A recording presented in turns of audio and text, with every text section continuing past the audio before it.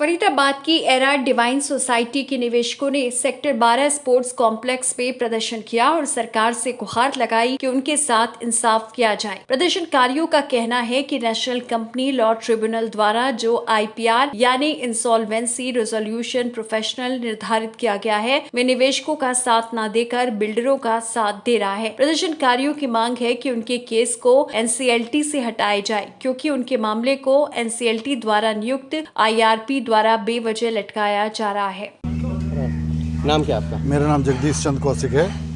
जगदीश जी, कहाँ आपकी सोसाइटी है, किस मुद्दे को लेकर आप प्रोटेस्ट कर रहे हैं? फरीदाबाद सेक्टर 76 में एरा डिवाइन कोर्ट में मैंने 2011 में बुकिंग करवाई थी।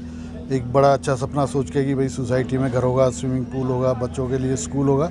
लेकिन अभी 11 साल हो गए, कुछ भी मतलब वो नहीं है। रेरा में NCLT और ये गवर्नमेंट पता नहीं क्या कर रही है। बीजेपी गवर्नमेंट से इतनी आशा थी कि भाई बीजेपी गवर्नमेंट आएगी, कांग्रेस की जाएगी, कुछ करेगी, लेकिन और जबकि इसमें से 5-7% तो NCLT के नाम से गवर्नमेंट में ही जाता है। और गवर्नमेंट में इतने सारे लोग EDC IDC जो है 5-10% जाता है, और गवर्नमेंट भी वो सारा पैसा डकार के और कुछ नहीं कर रही है। और इतने 850 लोग के करीब है जिन्होंने अप्रॉक्सीमेटली 25 लाख पर बायर ने दिए हुए हैं, और जिसका कितना करोड़ों में पैसा गवर्नमेंट के पास भी गया है। लेकिन गवर्नमेंट भी सोई हुई है। NCLT एरा पता नहीं क्या कर रही है। हम बायर्स ने एक अपनी सोसाइटी बनाई थी जो फ्लैट बनाने के लिए की थी तैयार, लेकिन वो भी NCLT में पता नहीं कैसे चला गया केस, और बायर्स के हाथ से सब कुछ चला गया। और मतलब अभी खाली हाथ है। 4 साल हो गए NCLT के धक्के खाते हुए। IRP मनमानी कर रही है, और एक आर्ट कंस्ट्रक्शन है उसको दिया गया है, वो अपने रूल लगा रहा है कि अगर पैसे चाहिए तो 25% मिलेंगे। मतलब इस तरह की लूट खसोट मच रही है। और हरियाणा गवर्नमेंट सोई हुई है या NCLT सोई हुई है। रेरा मतलब जो सेंट्रल गवर्नमेंट है बहुत ज़्यादा मतलब इतनी बातें कहती है कि भाई हमने बिल्डर्स को ये कर दिया, हमने इतना पैसा दे दिया, जो ये कंस्ट्रक्शन कंपनियों को, और रेरा बना दिया, ये हो जाएगा, वो हो जाएगा। और 11 साल से कुछ नहीं हो रहा है। लोग इतने परेशान हैं, कई लोग तो गुजर चुके हैं इसी सपने में कि भाई लोगों को घर मिलेगा। कितने लोगों के जो है लोन भर के परेशान हो गए। मैं खुद लोन भर के परेशान हो गया हूँ। मैं एक एक्स एयरफोर्स हूँ, फौजी हूँ, और मैंने जो पैसा मिला था वो वहाँ भर दिया, और अभी बिल्कुल खाली हाथ हैं। और जो थोड़ा बहुत लोन लिया था उसकी किस्त अभी तक भर रहा हूँ। तो इस तरह से जो ना बिल्कुल हरियाणा में लूट खसोट मच रही है, और गवर्नमेंट कुछ ध्यान नहीं दे रही है इस बात पे। ना सेंट्रल गवर्नमेंट दे रही है, ना बीजेपी गवर्नमेंट दे रही है, स्टेट गवर्नमेंट। हाँ जी। सर, नाम क्या आपका? कल्याण सिंह भाटी।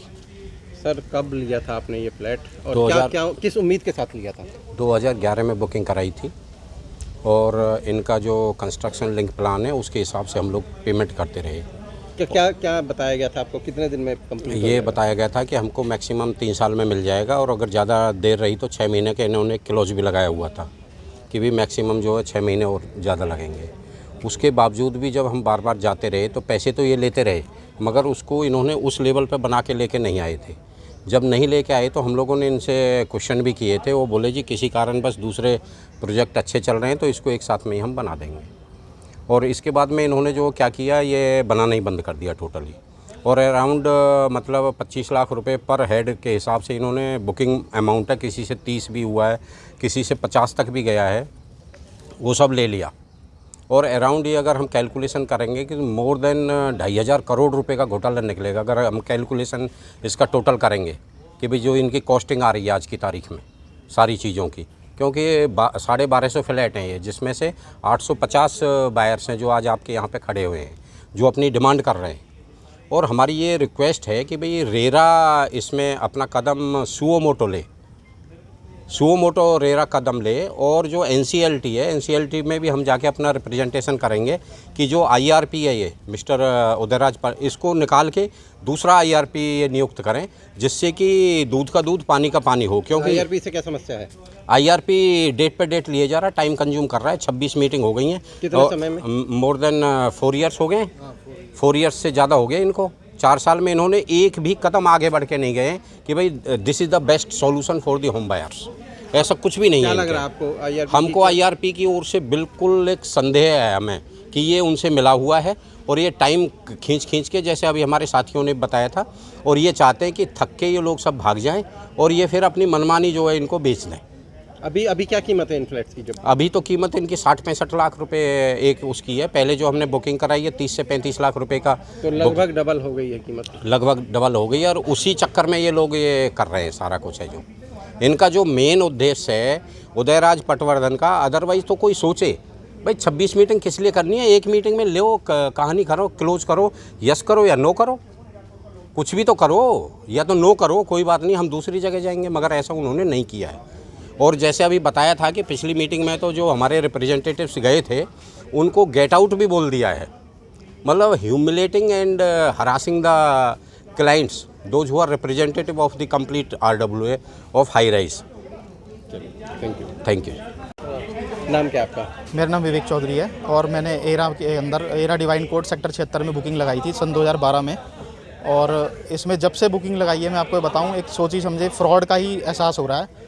हर बार एक फ्रॉड की ही स्मेल आती है इस प्रोजेक्ट के अंदर से, जिसमें कि पहले बिल्डर ने क्या किया कि कंस्ट्रक्शन लिंक प्लान इस तरीके से बनाया कि 50% पेमेंट पहले ही ले ली, ढांचा खड़ा दिखा दिया कि देखो बन तो रहा है, और मैक्सिमम लोगों ने देते भी रहे पेमेंट। फिर एकदम इसने 2014 में कंस्ट्रक्शन बंद कर दी और 3 साल तक कंस्ट्रक्शन नहीं हुई।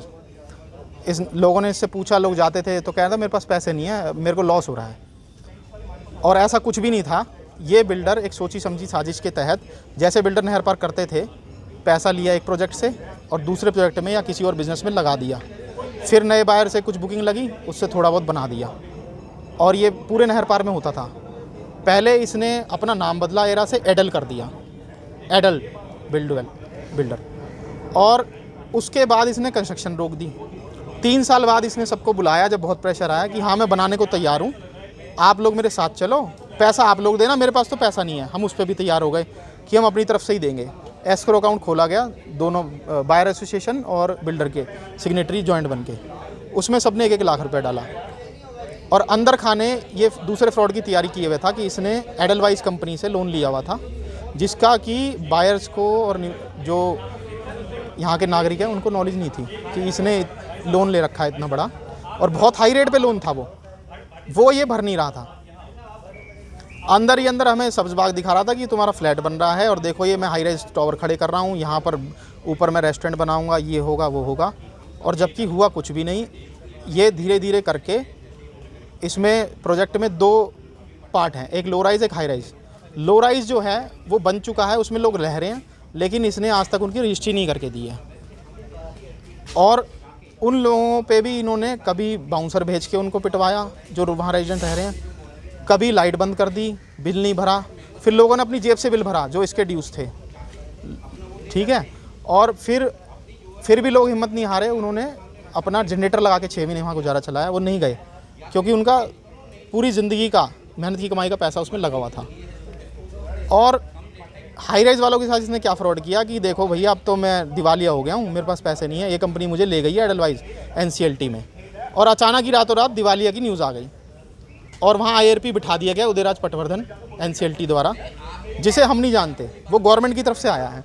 और अब हो क्या रहा है, वो जो उदयराज पटवर्धन IRP है वो पिछले 3.5-4 साल से मीटिंग पे मीटिंग कर रहा है, मीटिंग पे मीटिंग बिठाता है, उसमें वो बड़े बड़े कॉम्प्लिकेटेड टर्म्स में, बहुत ही कॉम्प्लिकेटेड टर्म्स में मेल बनाता है जो कि नॉर्मल आदमी नहीं समझ सकता उसमें क्या क्लॉज हैं, और उस पर उनके कंसेंट ले लेता है। जो भी क्लॉज वो बना रहा है वो कहीं ना कहीं बिल्डर माफिया की मदद के लिए हैं, और आम आदमी से वो बहुत ही समझ के बाहर हैं। अब आप क्या चाहते हैं? हम ये चाहते हैं कि ये जो लोगों ने अपना टाइमली पोजीशन के लिए अपनी गुड फेथ में कॉन्ट्रैक्ट का पालन करते हुए, अटमोस्ट गुड फेथ के प्रिंसिपल का पालन करते हुए सब ने अपनी पेमेंट ऑन टाइम दिए हैं। अब अगर बिल्डर ने किसी से लोन लिया है तो उसमें बायर की कोई गलती नहीं है, इस प्रॉपर्टी को उसके लोन से अटैच ना किया जाए, उसे उसके दायरे से बाहर रखा जाए। प्रोजेक्ट जो है एडल डिवाइन कोर्ट सेक्टर 76 अपने आप में एक प्रॉफिटेबल प्रोजेक्ट है, इसमें अनसोल्ड यूनिट है, और इसके अलावा इस प्रोजेक्ट के अंदर जो है कमर्शियल है, शॉप्स हैं, और भी बहुत कुछ चीज़ें हैं जो कि बनाई जा सकती हैं और प्रॉफिटेबल है। इसे निष्पक्ष जांच करके किसी अच्छे बिल्डर को दिया जाए जो कि लोगों की गाड़ी कमाई का, जो बेचारे लोग रेंट भी भर रहे हैं और लोन की EMI भी भर रहे हैं, और उनके घर में बीमारी है, इलाज के पैसे नहीं है, वो फिर भी EMI भर रहे हैं लोन की, ताकि वो अपनी तरफ से एक पार्टी तो अपना पूरा का पूरा जो है उत्तरदायित्व निभा रही है, और दूसरी तरफ जो बिल्डर है या वो दिवालिया घोषित हो रहा है पर्दे के पीछे, और एक तैयारी की जा रही है कि किसी और बिल्डर को दे दिया जाए। और उसमें कहीं ना कहीं इन लोगों की ये स्कीम है कि हम इसको लेट करते जाएं। अनसोल्ड यूनिट हैं वो, इसमें इनको प्रॉफिट दिख रहा है, कुछ लोग सरेंडर कर जाएंगे तंग के मारे, कुछ डिसीज केस हैं, कुछ NRI हैं।